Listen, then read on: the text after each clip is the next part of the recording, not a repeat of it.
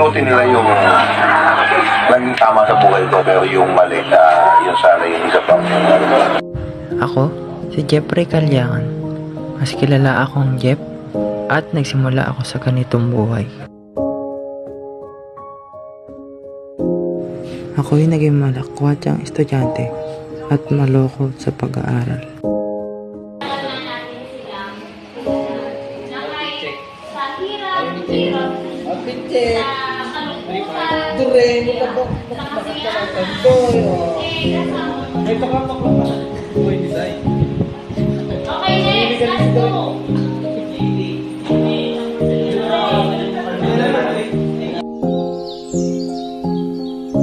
Sa kabila ng lahat, hindi naging madali ang aking mga pinagdaanan sa aking buhay.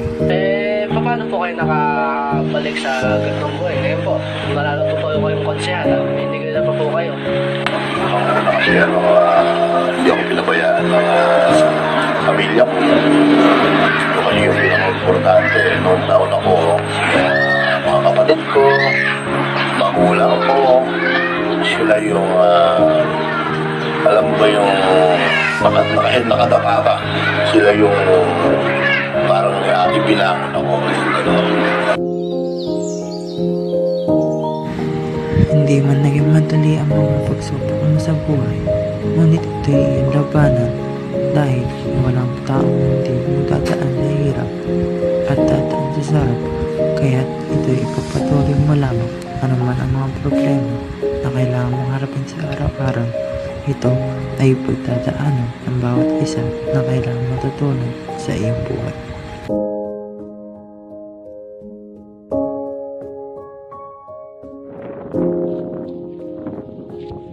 Kahit ako po ito lalagay. Yan na lang, ihiwalay mo yung sariwa sa tuyo Paano nga ba ako nakabalik sa ganitong buhay? Ako'y naging matyaga at nagnegosyo.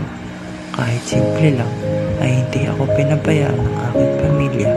Pamilya na handa sumuporta, mga kapatid at magulang na hindi ako pinabayaan sa anumang hirap. At dumating ang panahon na ako'y nag-abroad upang maiangat ko ang aking pamilya sa kahirapan.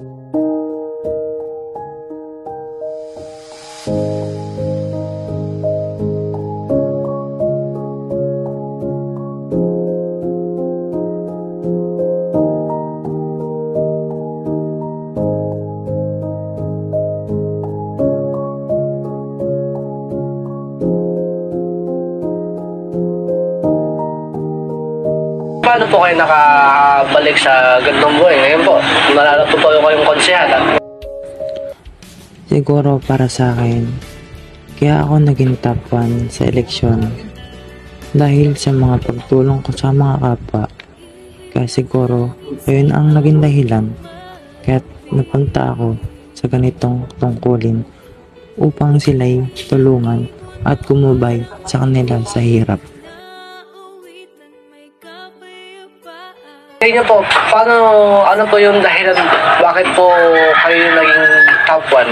Ngayon sabi ko, kulang pa yung pakikisama ko, pakikipagkaibigan ko.